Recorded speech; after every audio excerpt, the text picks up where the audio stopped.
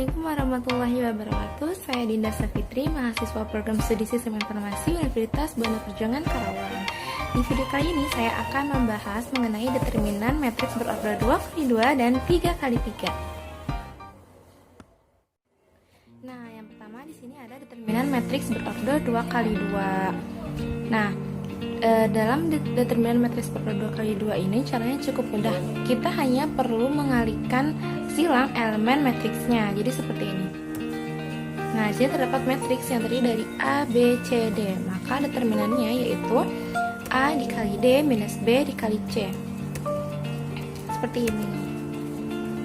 Lanjut kita ke contoh soal. Di sini terdapat matriks yang terdiri dari 4, 6, 7, 5. Maka determinannya yaitu 4 dikali 5 minus 7 dikali 6 sama dengan minus 15. Kemudian selanjutnya yaitu ada determinan matriks berorder 3x3. Nah, dalam menentukan determinan matriks berorder 3x3 ini ada 3 metode. Yang pertama itu metode Sarus, yang kedua metode ekspansi kofaktor, dan yang ketiga yaitu metode OB, operasi bilangan elemen. Nah, yang pertama ini ada metode Sarus. Dalam metode Sarus ini terdapat ciri khasnya, yaitu adanya pola perkalian silang elemen matriks. Sama halnya seperti matriks berorder 2x2. Hanya bedanya di sini kita menambahkan 2 kolom pertama di samping matriksnya seperti ini. Lalu untuk mencari determinannya kita kali silang elemen matriksnya, yaitu A dikali E dikali I plus B dikali F dikali G plus C dikali D dikali H minus C dikali E dikali G plus A dikali F dikali H plus B dikali D dikali I, seperti itu. Jadi langsung aja kita ke contoh soalnya. Nah, di sini ada matriks A yang terdiri dari 2 1 1 4 3 4 5 7 8 2 1 4 3 4. Maka determinannya yaitu kita kalikan silang 2 dikali 3 dikali 8 plus 4 dikali 7 dikali 1 plus 5 dikali 1 dikali 4 minus 5 dikali 3 kali 1 plus 2 dikali 7 dikali 4 plus 4 dikali 1 dikali 4. Lalu kita jumlahkan, maka hasilnya yaitu adalah min 7. Next, yaitu ada metode ekspansi kofaktor atau biasa disebut juga dengan ekspansi baris dan kolom. Nah, di sini itu terdapat tanda-tanda kofaktor. Dan cara menentukan tanda-tanda kofaktor ini yaitu cukup tambahkan tanda negatif dan positif secara bergantian di depan lambang minor seperti ini. Nah, next di sini ada rumus umum determinan ekspansi baris. Jadi ekspansi baris itu dimulai dari baris suatu kolom yaitu J sama dengan 1.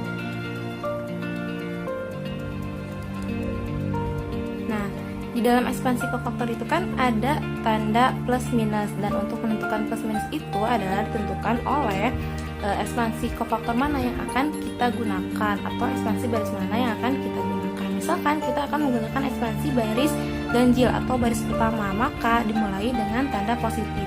Dan jika kita menggunakan ekspansi baris kedua atau baris genap, maka dimulai dengan tanda negatif. Nah, melalui pola rumus umum tadi, maka didapatkan 3 rumus ekspansi baris. Yang pertama, ada ekspansi baris pertama, kedua ekspansi baris kedua, dan ada ekspansi baris ketiga. Nah, di sini tuh terdapat A11, M11, A12, M12, dan A13 bertiga.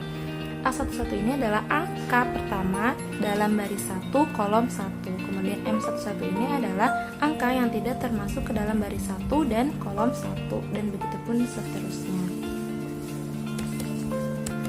Nah, di sini ada contoh soal dari ekspansi baris pertama.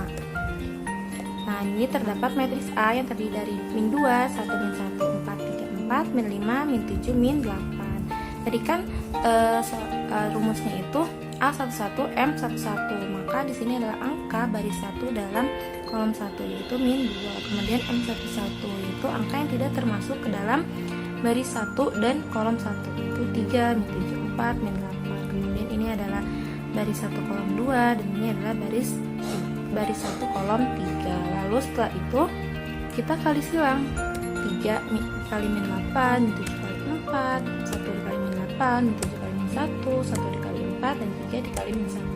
Maka Semuanya kita jumlahkan, lalu hasilnya yaitu adalah 17. Kemudian selanjutnya yaitu mungkin kalian bertanya kan, kenapa harus ada 3 rumus jika satu rumus saja bisa menyelesaikan determinannya? Karena adanya elemen 0. Maksudnya gini, jika suatu matriks memiliki satu atau lebih elemen, maka akan lebih cepat dan lebih mudah untuk menyelesaikan determinan matriksnya. Jadi seperti ini misalnya. Di sini terdapat elemen 0 pada baris kedua, maka kita menggunakan ekspansi baris kedua, yaitu diawali dengan negatif. Caranya sama seperti ekspansi baris pertama.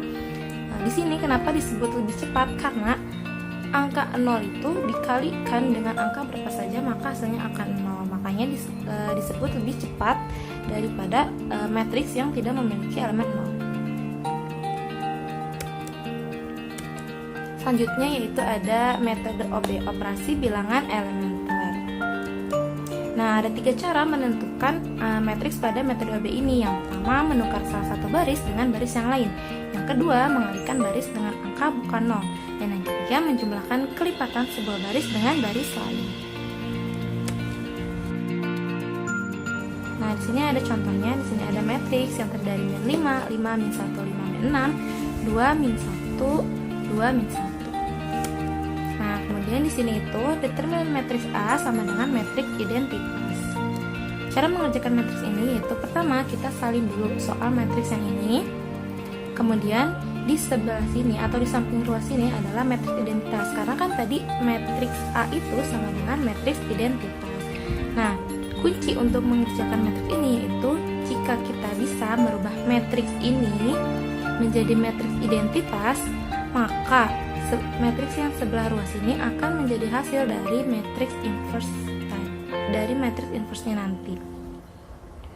Jadi langsung aja, langkah pertama yaitu bagaimana kita bisa merubah min 5 ini menjadi angka 1. Nah, tadi kan ada 3 cara. Di sini saya menggunakan cara yang kedua, yaitu mengalihkan dengan bilangan yang bukan 0. Di sini saya menggunakan 1 per minus 5 sebagai angka bukan 0. Lalu dikalikan dengan baris 1. Baris 1-nya itu adalah min 5. 1 per minus 5 dikali min 5 yaitu 1. Kemudian 1 per minus 5 dikali 5 min 1. 1 per minus 5 dikali min 1, 1 per 5. 1 per minus 5 dikali 1, 1 per 5. 1 per minus 5 dikali 0, 0. 1 per minus 5 dikali 0, 0. Jadi jika angka pertamanya berubah, maka sederetannya pun akan ikut berubah. Kemudian langkah kedua yaitu bagaimana merubah angka 5 ini menjadi angka 0.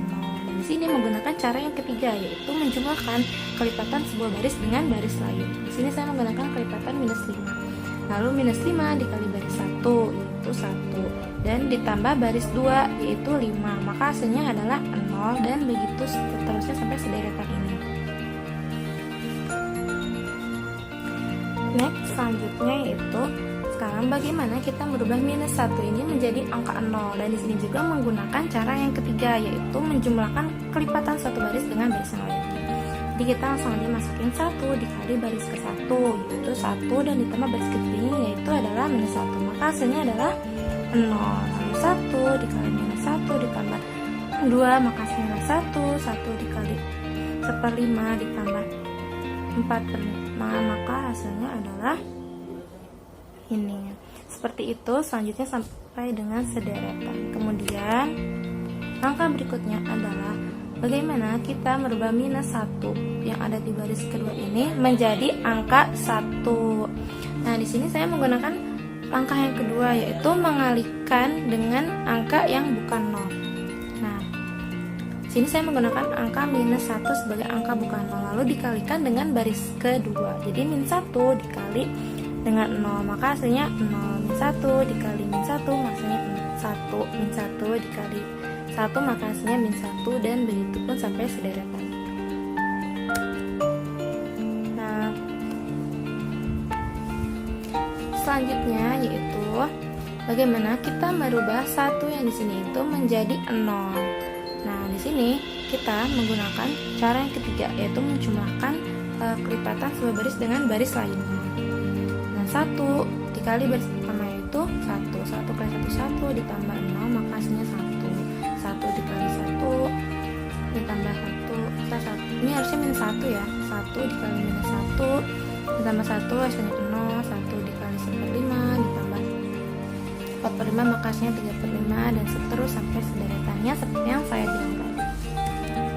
Maka selanjutnya yaitu bagaimana kita merubah 1 ini menjadi 0, karena kan di metrik identitas tadi ini tuh 0, di baris yang ketiga ini 0.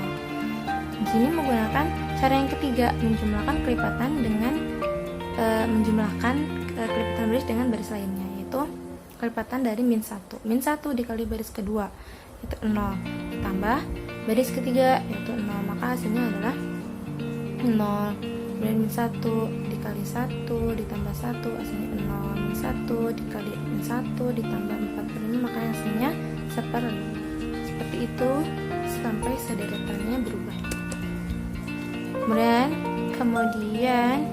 langkah berikutnya yaitu bagaimana kita merubah 1/5 ini menjadi angka 1, yaitu dengan mengalihkan angka bukan 0 yaitu 5. Maka 5 dikali baris ketiga itu 0, 5 kali 0 0, 5 dikali 0 0, 5 dikali 1/5 1, 5 dikali 4/5 5, 5 dikali 1 5, 5 dikali 1 5. Nah, langkah berikutnya yaitu bagaimana kita merubah min 3/5 ini menjadi angka 0. Di sini kita gunakan cara yang ketiga, yaitu menjumlahkan kelipatan sebuah baris dengan baris lain. Itu 3/5 dikali baris ketiga yaitu 0, 3/5 dikali 0, 0 ditambah baris kesatunya 1, maka hasilnya itu 0 dan seterusnya sampai sederetan. Nah, langkah terakhir yaitu bagaimana kita ubah minus 1 ini nih di baris kedua menjadi angka 0, yaitu dengan cara ketiga, menjumlahkan kelipatan sebuah baris dengan baris yang lainnya. Ini saya menggunakan kelipatan 1 dikali baris ketiga yaitu 0, 1 kali 0 0 ditambah baris keduanya 0 sama dengan 0. Kemudian 1 dikali 0 ditambah 1 sama dengan 0. Dan begitu pun sampai sederetannya berubah. Dan di sini telah terbukti bahwa matriks determinan matriks A tadi itu berubah menjadi matriks identitas, dan matriks yang di sebelah ruas ini akan menjadi hasil dari matriks inverse